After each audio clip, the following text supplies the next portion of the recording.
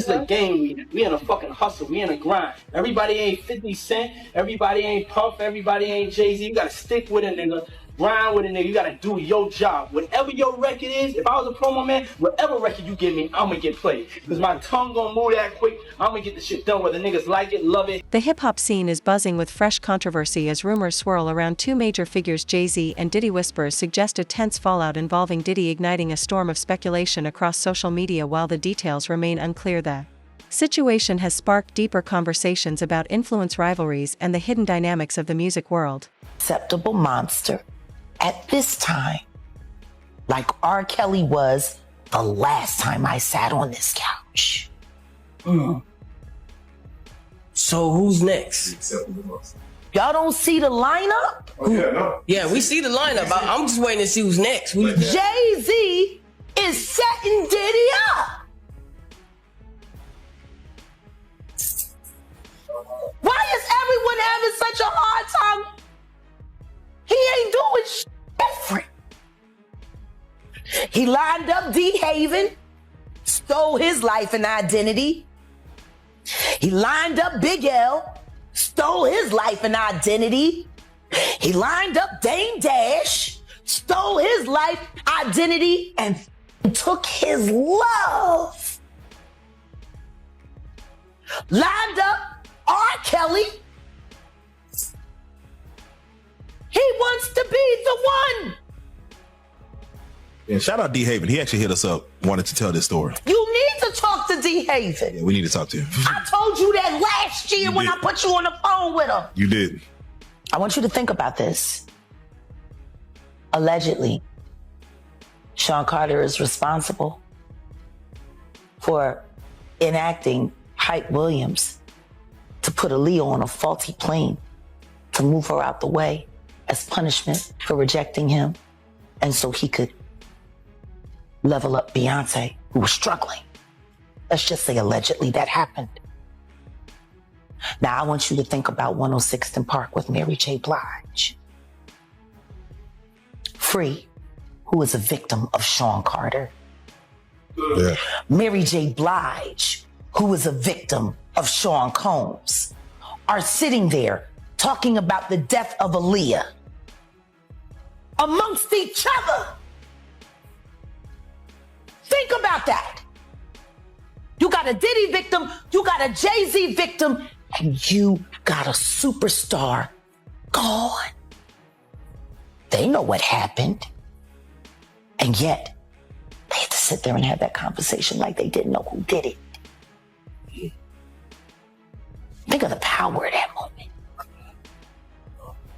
Think about Claudia Jordan right now. Claudia Jordan don't ever mention my mother name. She mentioned it yesterday. Talking about why people are afraid to come forward. You mean like you? You was Diddy girl. Corey was Jay-Z girl. Why don't you claim your friend? Claudia. So, Jack, when you say... When I say Corey, I'm talking about Kathy White. Oh, yeah. That's what I was about to ask. Jay-Z's pregnant mistress, who died of an imaginary fucking aneurysm. Just like the woman who was best friends with Kim and Kimura, who wrote the book Bling and died as soon as it made the bestsellers list. Rumors recently erupted online claiming Jay-Z may have acted to stop Diddy from revealing sensitive details, though the truth remains unclear. The two icons, who share both respect and rivalry since the 90s, have built vast empires in music and beyond. And their complex history continues to fuel speculation. Can't go to the authorities. They're all bought and paid for. You could try to get a special prosecutor, but they'll just pay somebody to reassign him to another case. Where the fuck you go when you get f***ed over by the industry? Nowhere. That's where you go, nowhere. Which is where people like me step in. Right, I go to Diddy parties to walk mother out, cause ain't nobody stopping me when I come.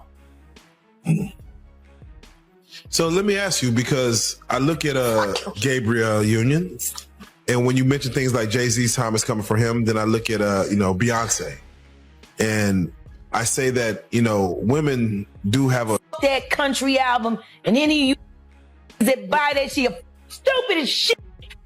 You don't give it no trap credit. music with goddamn a holster and a bag. But she remade Jolene. That bitch. I'm gonna tell you the song she should have remade. It's a hit.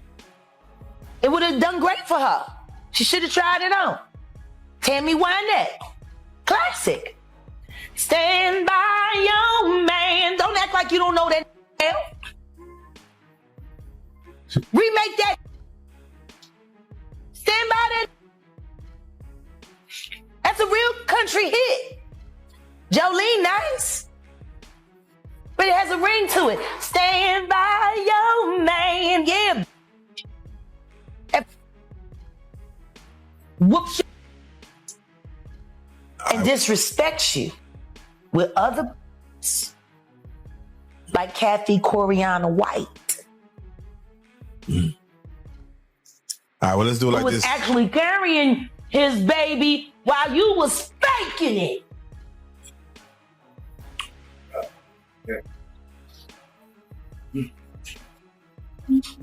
Why your husband don't want to put his seed inside of you?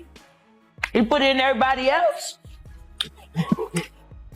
Wild in this world, yo. It's funny, you open up Beyonce's internet, it just gets weird. Beyonce's internet. That's what we're calling That it. belongs to the devil. Unless you calling that the devil, she ain't nothing but an employee. Oh. And half of which dumbass bitch. So, it's funny that it's crazy you say these Why things. don't nobody want to accept that bitch? I think She went and killed the girl Cats.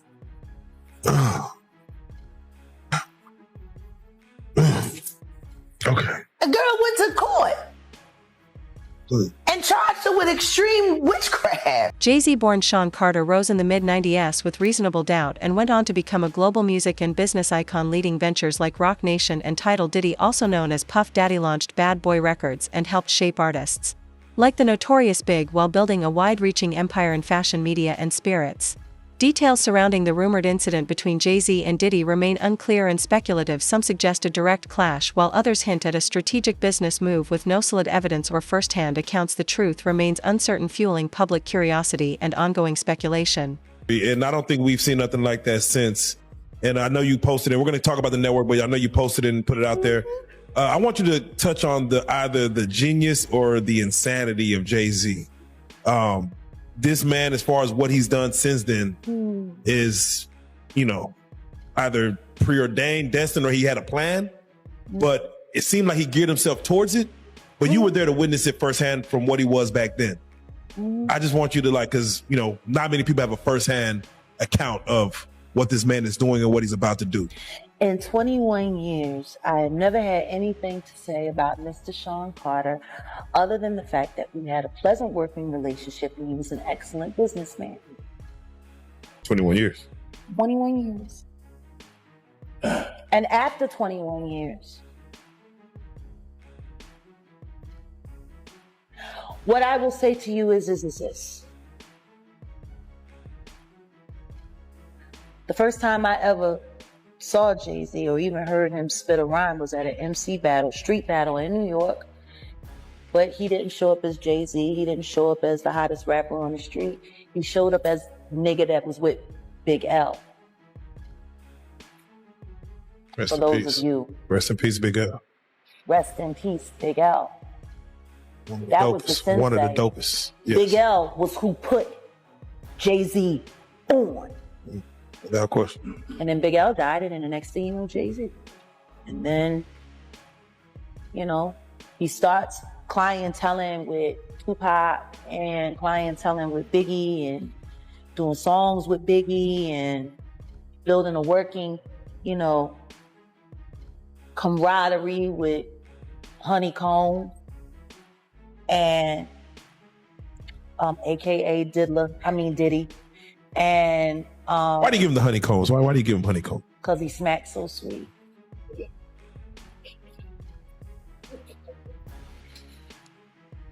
That fucking sodomite.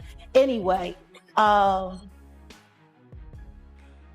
yeah, then, you know, and then Reasonable Doubt was happening, and then Dame's in the picture, and Dame's building Rockefeller, and everybody. The speculation that Jay-Z tried to silence Diddy has sparked intense debate, though the nature of the supposed information remains unknown. Theories range from business tensions to personal fallout, but with no solid proof. It's all guesswork. Fans and media alike are drawn to the drama, reflecting the public's ongoing fascination with celebrity power dynamics. Be real. So I will never. Shit, I was just listening to Watch the Throne earlier this week, and that shit was enraging me, cause I'm like, y'all motherfuckers was living for this fucking album and was Kanye, and then all of y'all made all of this money on this motherfucking dude, and now all of a sudden, who, him? Like he was good enough when you let him slump Just Blaze's fucking whole career. He was the shit. That's the whole issue in itself. It was worth putting Just Blaze on the line for, because Just Blaze was Rockefeller production until Kanye. Yeah. Who's Just Blaze producing for now? That I don't know. Who is? Yeah, I'm about to say that I don't know. And he was the movement. Where is Just Blaze? Yeah. I mean, he was making Hov's beats. You got Tidal. You're a billionaire. Where the fuck is Just Blaze? That's the question. Why is he's not at least an executive at Rock Nation? He's not at least an executive at Tidal? At least. Like I said, Biggie died, Tupac died, and then there was the fight between who was the top rapper now, Nas and Jay-Z, and then the next thing you know, Nas has a nervous breakdown and he's taken out of the game, and it's all Jay-Z. It's all Jay-Z. It's all Jay-Z. And he was working with R. Kelly, and they were making so many records together. You know, they made all of those records together. They both fucked Aaliyah. They shared so much in common. You know? And then there was a falling out. And that's like it never happened. Whoever talks about best of the both worlds, best of both worlds. Nobody talks about that. Nobody talks about this shit. Nobody talks about that project. That nigga swept that smooth under the rug. Why? Yeah, we know why. You know what? I got a better question. Yeah. How valuable is a Biggie Smalls verse? Yeah. Puffy has been making money off of Biggie's name for longer than Biggie was alive. People keep forgetting he hadn't turned 20. Both Jay-Z and Diddy are no strangers to controversy. This rumor carries reputational risks. For Jay-Z, it could challenge his image as a strategic leader. For Diddy, it may portray him as both vulnerable and secretive beyond the individuals. The situation sheds light on the high-stakes world of music, where influence, loyalty, and power are constantly in play. It was supposed to have came out that summer after Biggie's album, because Biggie's album was slated. He died a week and a half before his album came out. Then the commission was supposed to come out, and that was supposed to be his exit from Bad Boy. And then starting his own company. So tell me something. And this ain't me being an asshole. I think everybody that knows Sean Carter knows that he will slump anyone in any relationship for $1. Look at how he did Dame. Like, I don't give a fuck if you wanted to get away from your homie, if you wanted to get away from your partner, but to do it the way he did it, it's malicious. But maybe that was because he was fucking the girl that didn't want you. Oh. Let the church say amen. I don't know. Maybe that's why. Maybe that's why you moved his ass around and out of Rockefeller so tough and then just moved right over to Def Jam. By the way, wasn't this all around the time when Aaliyah died? Yeah. And Beyonce's solo career was struggling? Jam on your horn now, that fucking bullshit ass record. From the Austin Powers shit, it was some of the worst shit ever. They were having a hard time taking her solo. And then Aaliyah died. And then they brought Rich Harrison in, and you know, got me thinking it's crazy right now. She liked posing with him in pictures for Page Six. Aaliyah didn't. She fell in love with Dane. And Aaliyah's gone, and you know. You have to start asking yourself questions after being in this business for this long. If you're a halfway intelligent person, when do you start questioning how lucky some motherfuckers keep getting? Right. Is it really a conspiracy if the same person keeps benefiting off the same kind of tragedy over and over and over again? So to answer your question, I'm sure he's always going to be a billionaire, and I'm sure he's got great things to happen. I mean, look, he's got the job with the NFL. He's hooking all his friends up with the halftime shows. I mean, think about it. Think about the halftime shows. Jennifer Lopez, Shakira, all Roc Nation. Now Rihanna, and then we had the whole LA thing, which of course he was involved in that, and then they pulled Mary J. Blige off to, you know, make sure she got that money for Kendall, and you know, they had that whole moment, you know, but all he's doing is using his friends and the people that he fucks with, or at least the people that signs his non-disclosure agreements. He keeps getting them the Super Bowl gigs. So I mean, like, he's doing all kinds of stuff, you know, and foremost, you got to realize this. Anybody can come on this internet and say anything, right? And dude is getting a whole lot of attention because people even calling me, asking me about him, you know, and I don't know him from a can of paint. He even mentioned my name, saying that I know. I know what I know. I don't know what he knows. But I do know this, that it's only 3 people that had contracts with Puff and Bad Boy.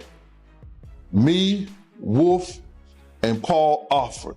If he didn't come through Paul Offord Security, Green Gate Security, he didn't have a contract with Puff. Because anybody who worked for Puff, other than me and Wolf, came through Green Gate Security. That was Paul's security thing. Especially at the time that he was saying that he worked for Puff. Or Puff offered him $30,000. Now, anybody knows this, that Bad Boy took 50% of all this artist publishing, right? 50% of all the artist publishing straight out the rip. Then Puff gave Big $200,000 for the rest of his publishing. So what publishing did he was trying to get and keep from Puff? You understand? What publishing was Puff was trying to get when he already had it? He had already paid for it. What part of the catalog was he talking about? I don't understand that. And then he said that Puff offered him $30,000.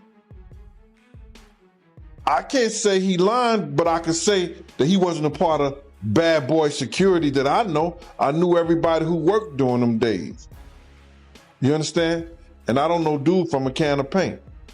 So whoever this Uncle Ron dude is, he's a liar then. He's a fraud. Is he a fraud? Bruh, he's what he is. He wasn't part of our security that I knew of. Not at that time. He never been on no trips with us. He never been at no parties, no nothing. So is he a fraud? The internet will have the real niggas looking fake and the fake niggas looking real. Put it together. How could he want Biggie publishing when he already had it? That's where he fucked up at. That's where he fucked up at. How you want something that you already own? Yeah, you right. You right. I know I am. That's where he fucked up at. Bad Boy owns 50% of the shit already as an artist. They got 100%. Bad Boy takes 50% right off the top. Then he gave Big $200,000 for the rest of his publishing. So now the other stuff goes to the Sparse struggles in hip-hop are amplified by fierce competition and high stakes. The Jay-Z and Diddy rumor reflects how personal and professional tensions often collide, shaping careers and public narratives, while celebrity gossip entertains it also has real consequences, reminding us how fame can quickly turn into scrutiny. So it's a guy, right? It's Aguy named Uncle Run. Alright, I don't know if you've seen this video. You should have seen the video. It went viral. It was a real big video, man. It went viral, man, and his name is Uncle Ryan, and he claims that he used to work for Puffy. He was one of Puffy bodyguards, and he said that Puffy offered him $30,000 to kill Biggie for his publisher. How you feel about that, yo? And do you know this guy? Well, first and foremost, you got to realize this: anybody can come on this internet and say anything, right? And dude is getting a whole lot of attention because people even calling me, asking me about him, you know, and I don't know him from a can of paint. He even mentioned my name, saying that I know what I know. I don't know what he knows, but I do know this, that it's only 3 people that had contracts with Puff and Bad Boy. Me, Wolf, and Paul offered. If he didn't come through, Paul offered security, Green Gate Security. He didn't have a contract with Puff, cause anybody who worked for Puff other than me and Wolf came through Green Gate Security. That was Paul's security thing, especially at the time that he was saying that he worked for Puff, or Puff offered him $30,000. Now anybody knows this, that Bad Boy took 50% of all this artist publishing, right? 50% of all the artist publishing straight out the rip. Then Puff gave Big $200,000 for the rest of his publishing. So what publishing did he was trying to get and keep from Puff? You understand what publishing would Puff was trying to get when he already had it? He had already paid for it. What part of the catalog was he talking about? He don't understand that. And then he said that Puff offered him $30,000. I can't say he lying, but I can say that he wasn't a part of Bad Boy security. That I know. I knew everybody who worked during them days, you understand, and I don't know dude from a can of paint. So whoever this Uncle Ron dude is, he's a liar then. He's a fraud. Is he a fraud, bro? He's what he is. He wasn't part of our security that I knew of, not at that time. He never been on no trips with us, never been at no parties, no nothing. So is he a fraud? The internet will have the real _ looking fake and the fake _ looking real. Put it together. How could he want Biggie publishing when already had it? That's where he _ up at. Hats where he _ up at. How you want something that you already own? Yeah, you right, I know.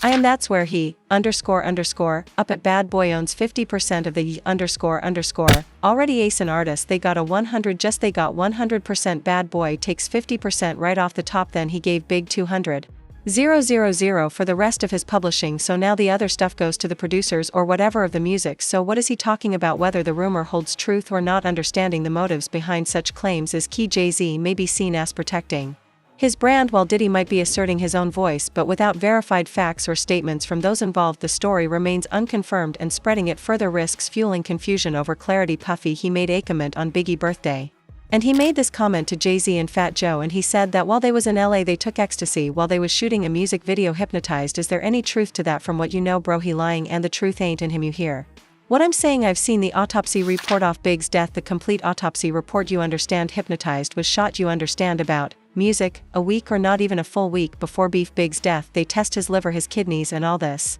other _ and there was not no drug ecstasy in his system. See all that _ is where is that? What can I say right now to get me attention? What can I say to stop people from thinking, oh, I didn't go to Brooklyn for the celebration of Big 50th, I didn't go to the party, I didn't go to none of the things that New York had opened up the city to celebrate from Big. So what IMMA do? I'ma throw people off by saying and bring another little attention to, like, oh yeah, me and Big was doing come on, man, Big was doing a lot of other pain pills, a lot of other stuff like that because of his situation, but ecstasy was not one of the things that was in his system. Go see the autopsy report, it's evidence that's out there that Puff and Big wasn't as close as they try to make it seem. You understand what I'm saying? Big was leaving the label. Big wanted his marketing back. Big one of his publishing be, so he found out as being an artist. Yo, the money is in the publishing. The money, I make money by my name and my face and my marketing. Probably make more money in the publishing than he do doing tours and all this other _ Bad Boy take 50% of your publishing. If you an artist now, you got 50% left. That's got to be Shared with producers, other writers and the artists, then he bought big portion of that for another 200,000. Come on man, that's what your man do to you when you down and out and you done made him millions. Entertainment world has seen similar rumors before, often with lasting effects. Transparency from Jay-Z and Diddy could help clear the air, but even silence is a strategic choice in today's social media age. Managing public image requires care. How they respond will shape both perception and legacy. In the last interview we did, you were speaking about how puffy he told on Suge Knight of GTI and Jay Prince about the distribution company they was trying to make. How do you know for a fact that Puffy told the police? So if you don't mind, can you break that down some more, yo, for the people, cause it wasn't the police, it was the feds, one of the persons who was with them. So you got to understand this. Right, Knight was bringing terror onto Uptown Records, had them scared, you understand, had them scared. That's why Andre Herrera would hire a person like Bill Whitfield that was a strong dude that didn't care about nothing and that would do his thing against somebody or anybody. He did everything to protect Andre Harrell, but they, and this is the situation, Suge was extorting them and they thought he was using extortion tactics, you understand, to get Mary J. Bli's contract right, to get Jodeci contract right, and it was this other person, I don't know, it was Jeff Red, I don't know who it was, but it was somebody else in Uptown Records that he was helping to try to get their contracts right. Cause they wasn't getting no points, no publishing, they wasn't getting nothing but show money. Do you understand what I'm saying? So now when Puff Kirk Burrows, that's the other person that was with them, they go over to the feds and all this paperwork. You understand, and I mentioned this before, you understand, they not only talking about the extortion stuff, they talking about how they trying to be made to ento have this what you call this, promote this, a distribution thing, and which I'm finding out they wasn't going to be a part of it until later, but they was in fear, like they was trying to be made to be a part of this whole distribution thing that SH Knight was trying to build up with Rockefeller. Cause it was Dane Dash, it was of Gotti, it was Jay Prince and a death row. You understand what I'm saying? So now everybody want to know who's this and who's that, and want to go back and say, yo, how do you know they came from the horses mouth? He said he got all the paperwork to prove it. Situation sheds light on deeper industry issues like power dynamics, ethics, and the impact of rumors. How Jay-Z, Diddy, and the industry respond will shape the narrative moving forward. It's important to rely on facts and approach the story with clarity and